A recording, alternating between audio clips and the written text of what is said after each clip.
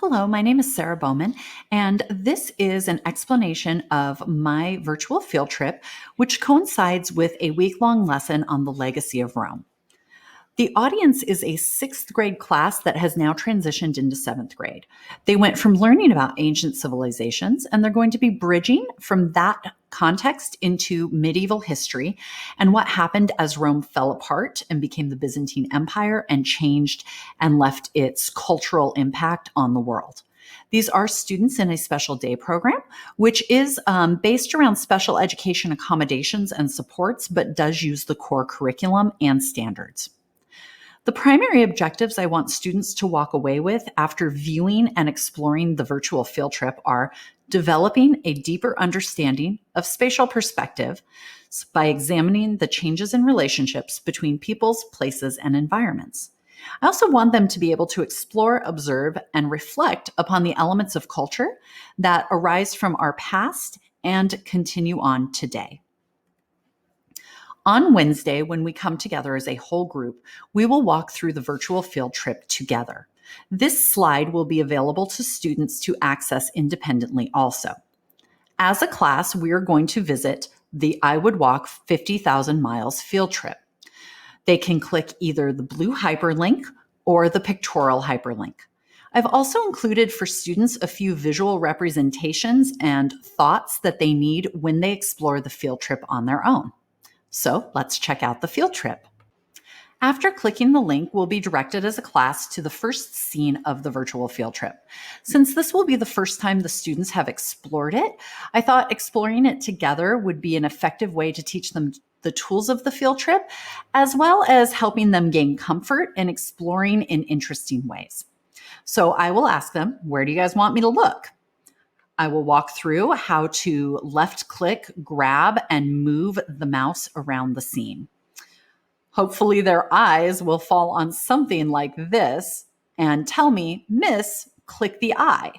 And I'll say, okay, guys, in this field trip, this opens up your first question to think through. All of the questions on the information spots are designed to help the students be guided to a larger question of what are the legacies of Rome and how do they relate to today? So this particular example says, floor, what do you notice? What is being represented? Why do you think this animal or beast was chosen? I put in beast just because it's slightly unclear if this is a mythological creature or based in reality. As a group, we'll discuss this, further explore the scene, and then reconvene to break into small groups. When we return from the whole group exploration, we're going to split into two groups. One group is going to work on their own in the waiting room by exploring the field trip individually. They're going to be able to link right here to get back to the correct place. And then their job is to open and explore any of the eye nodes and go through, see what's offered in any of the other scenes. I've also linked below the actual articles that are embedded within the field trip, just in case the students have a hard time navigating, copying, and pasting links into a new tab. The second group will work with me to go through some discussion points. And on the next slide, we have how the small group discussion will work. It's based on constructive conversation skills that are used to support ELL learners as well as special education students. Our primary scene that we're going to be exploring is all roads lead to Rome. What we're going to do is we're going to try to answer the question, how does the exploration of this scene help us to understand the cultural impact Rome has had on the world, both then and now? So let's go to the scene together and look at what that might look like with students creating an argument, clarifying an argument, fortifying an argument, and negotiating when someone doesn't agree with what they've stated. So small groups A and B will both rotate through this scene with guidance from me. What we're going to do is we're going to explore it together and open one of the possible video links or article links or something to help start building an argument as to what the cultural impact or legacy of Rome was from the past into the modern day today. So again, we'll start by having the students direct me where to go in the scene, what to look at, what to notice. Each info box in this opens up several questions and several links to both videos and articles.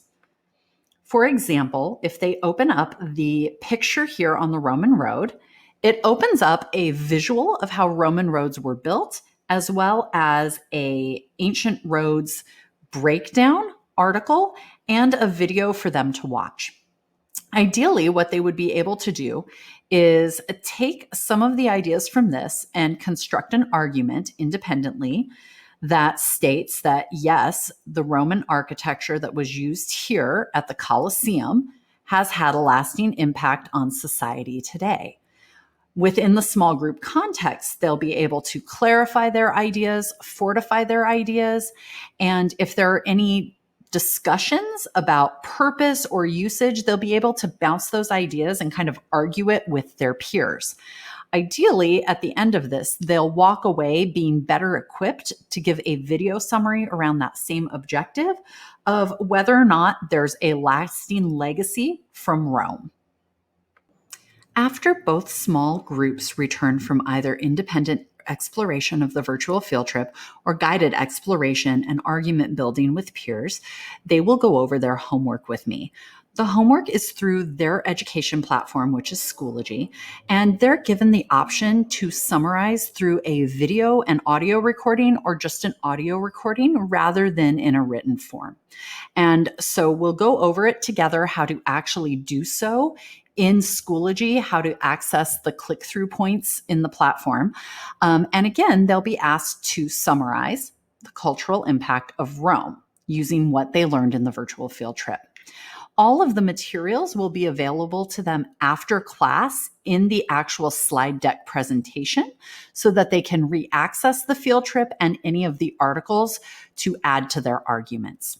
Thank you so much for viewing my virtual field trip. And if you have any questions, please feel free to reach out.